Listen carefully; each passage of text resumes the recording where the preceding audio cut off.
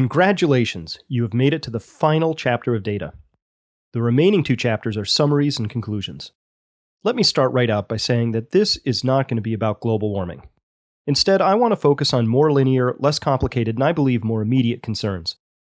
The primary intent of the crash course is to show you that there's a bit of a disconnect between an exponential money system that enforces a creed of constant growth and living on a spherical planet.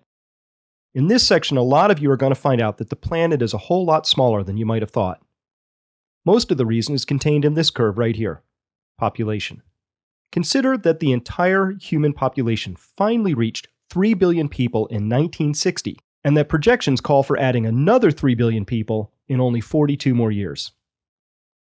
Before we contemplate 50% more humans in only 40 years, let me show you the pickle in which the current crop already finds itself. This year, there will be 70 million more humans on the surface of the planet than last year. 70 million. To put that in context, that is nearly 3 times as many people as live in the top 10 most populous US cities combined. Worldwide population growth is equivalent to 3 of each of these cities each year for the next 40 years. More people means more demand for resources, more aluminum, more food, more consumer goods shipped to more places, and more cars. Always more cars. And in case anybody has the misperception that maybe this isn't such a big deal because maybe these people will be living in China in a dirt hovel with maybe a donkey in a wicker basket, let me show you one of the fastest growing cities in the world. In many respects, it is newer and more modern than most Western cities. This is what everybody aspires to. And people are the same the world over. We all want to live in bright, shiny cities, and we want to shop for nice things in nice districts. As a quick aside, China is said to have between 1.3 and 1.6 billion citizens.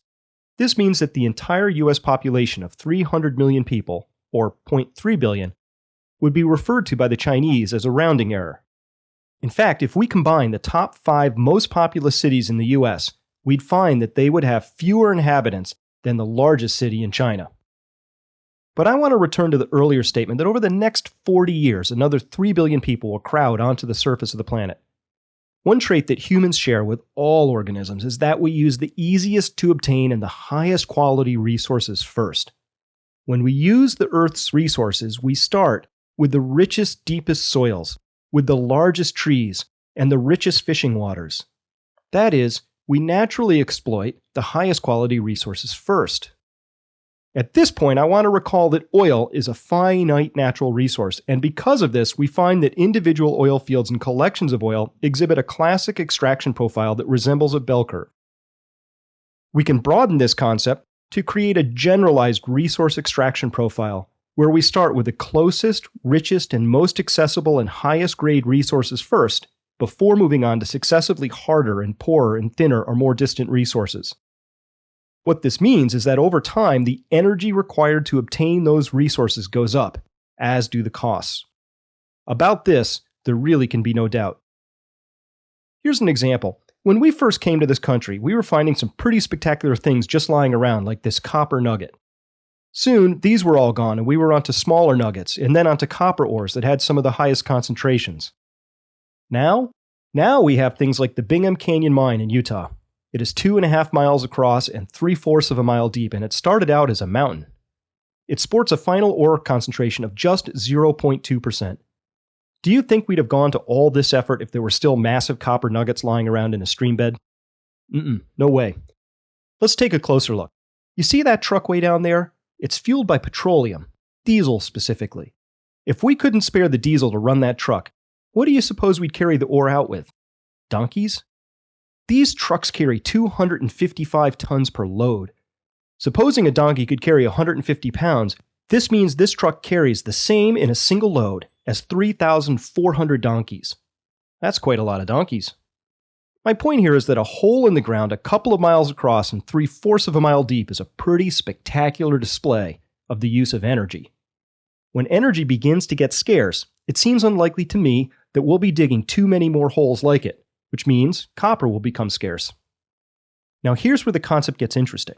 The amount of energy and money that is required to extract any mineral or metal is a function of the ore grade.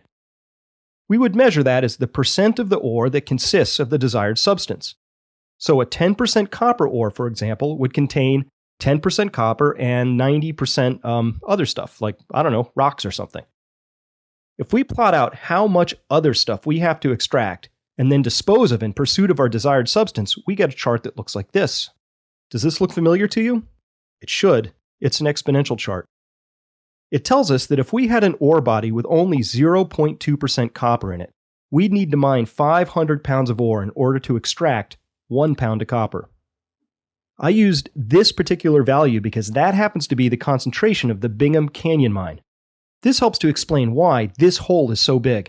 It tells us that without these giant trucks, we probably wouldn't be mining such low ore grades. It means that we are already on the far right edge of this bell curve in terms of energy and cost. Do we do this because we like the challenge of low ore grades? No, we do it because we've already high-graded all the other known ore bodies, and this is what we're down to. We do it because it's the best option left. We do it because in only 200 years, we've already burned through all of the better grades. Let's look at another example: coal. Coal production, as measured by tons mined, has been steadily growing at 2% a year since the 1940s. This sort of stable, continuous exponential growth is exactly what our economy and society demand. President Bush recently said that we have 250 years of coal left, implying that this red arrow can continue in this direction for another 250 years. In other words, there is no urgency here, just a whole lot of coal waiting for us to come and get it. But there's a wrinkle in this story. Coal comes in several different grades. The most desirable is shiny, hard, black anthracite coal. It yields the most heat when burned and has a low moisture content and is highly valued in the steelmaking industry. Then comes bituminous coal, offering slightly less energy per pound of weight, and then subbituminous, and then finally something called lignite, which is really, really low energy, high moisture stuff called brown coal that is pretty much only useful for burning. The next grade below lignite is rocks, which burn only slightly less vigorously than lignite. Let's look at the US history with mining anthracite. Notice a trend here? The reason we're not mining more of the stuff is because it's pretty much all gone. Our entire bequeathment of anthracite, formed over hundreds of millions of years, was largely used over a span of about 100 years. So we moved on to the next best stuff, bituminous coal. And here we might note that a peak in production was actually hit in 1990. Was this because we lost interest in this better grade of coal? No, it simply means that we started to run out of it. Naturally, we then moved on to the next grade, subbituminous coal, which we can see here making up the difference. And even lignite is getting into the game, although I don't expect to see this line really begin to move up until the subbituminous coal production has peaked out. Now we get to the really interesting part. Remember I said that the heat content or available free energy of coal got progressively worse with each grade? If we plot the total energy content of the coal mined instead of the tonnage, we get a very different picture. Where the tonnage has been moving up in a nice, steady, neat 2% climb, we note that the total energy has leveled off and has climbed by exactly 0% over the last 9 years. So we're using more energy and spending more money to mine more and more coal, but we're receiving less and less back from those efforts? Let's bring back this image again. Where do you think we are on this curve with respect to coal? Are the best years still in front of us? Do you feel secure with the 250 years of coal that the president has said we have left?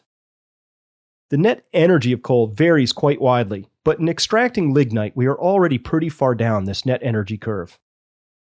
Well, that's okay. We can switch to uranium, right? It turns out there's a little wrinkle in this story too.